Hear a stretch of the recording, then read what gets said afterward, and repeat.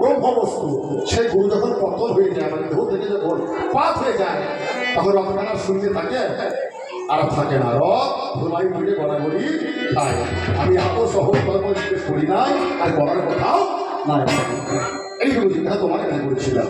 আমার 3 নম্বর জিজ্ঞাসা, বলো আজ অনিত্য ধনকে পেয়ে এই যুদ্ধের বাসনা কেন, নিত্যের আশা কেন? শুনলেন আপনারা।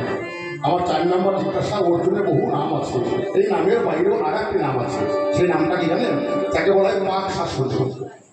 এই নামটা তোমাকে কে দিল, কবে দিল, কোথায় দিল দেখছেন?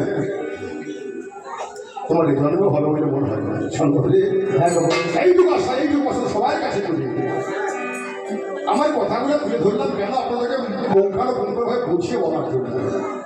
তাহলে আমি যদি চালাকি করি, কবিগান, গানের গান, কবিগান, সমাজের গান, কবিগান, বুদ্ধির গান, কবিগান, ভাবের গান, আপনার মহাভারত রামায়ণ পড়েছেন ঠিকই, হয়তো মনে না, এর মনে পড়িয়ে দেওয়ার জন্য কথাটা তুলিয়ে ধরলাম।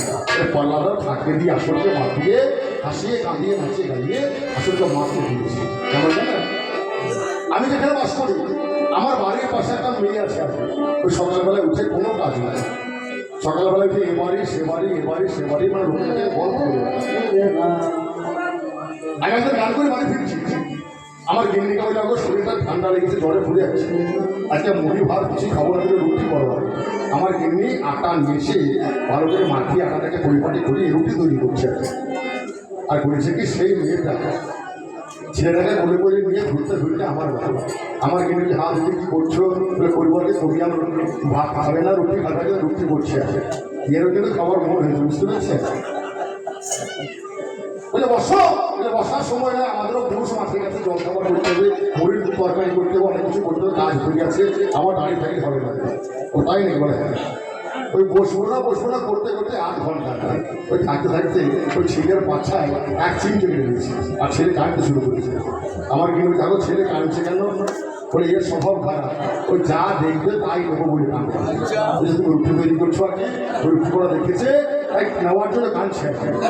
আমার কিন্তু বলে ছেলে হচ্ছে না, ওই কাঁদালি হবে, একখানা রুটি এনে তাদেরকে গোল করে জমিয়ে ছেলে হাতে দিয়েছে। ছেলে হাতে রুটি পেয়ে আনন্দ, আর মা মনে মনে ভাবছে একখানা রুটি ছেলেই তো খাবে, আমার ভাইকে তো হইল না।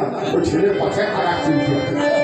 ছেলে যখন আবার কাঁদতে লেগেছে, আমার কিন্তু তাড়াতাড়ি করে এসে বললো, এটা স্বভাব খারাপ, 2 হাতে 2খানা মাল ছেলেরা খাবে না, এটা জেতি বংশ, এটা 14 পুষ্টি দিয়ে দেবে বেশি। আমার গেলে তাড়াতাড়ি বুঝিয়ে 2খানা রুটি 2 হাতে দিয়েছে। ছেলে খেলা করছে, খাচ্ছে, করেছে কি, মা ছেলের পাছায় আর একটা চিন্তা। ছেলে কাঁদছে কেন? ছেলের স্বভাব খারাপ, ছেলের মা না খেলে ছেলে খাবে না।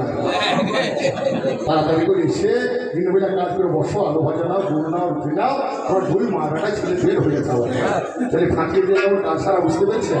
আমার পাল্লার অর্জুন ভাই সেই রকম ফাঁকি দিয়ে আজকে আগে কাজ সেরে গেছে। ভাই অর্জুন, আমি যা চেয়েছিলাম আমার মনের মতো হইল না, বলবো না, অত্যন্ত ক্লান্ত সময় বই যায়। আমি সুর পছন্দের ভাব ধরি, আছেন তো শুভ কোনটি ভাবি, আমার দায় করতে বলতে বলো হরি হরি। ধীরে